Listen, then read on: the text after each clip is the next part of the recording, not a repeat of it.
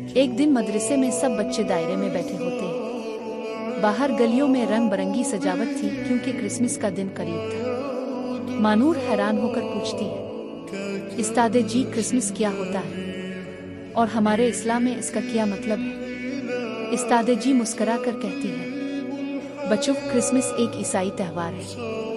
یہ ان لوگوں کا مذہبی دن ہے جو حضرت عیسیٰ علیہ السلام کی یاد میں مناتے ہیں۔ مہد فوراً پوچھتا ہے، استاد جی کیا ہم کرسمس منا سکتے ہیں؟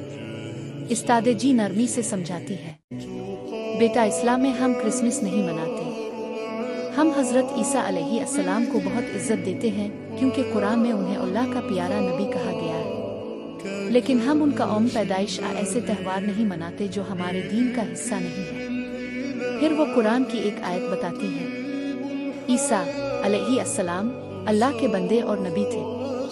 مانور کہتی ہے، تو ہم ان کی عزت کرتے ہیں لیکن ان کا تہوار نہیں مناتے۔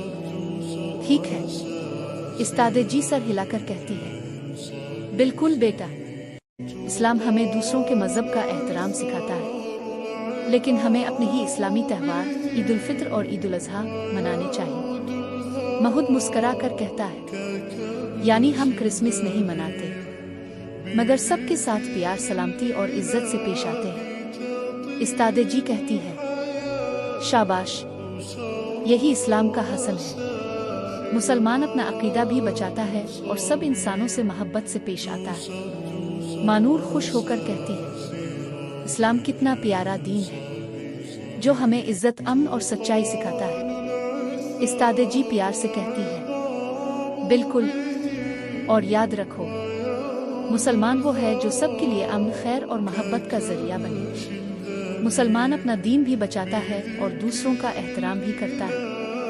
ہم حضرت عیسیٰ علیہ السلام کی عزت کرتے ہیں لیکن اسلام کے مطابق اپنے ہی دینی تہوار مناتے ہیں۔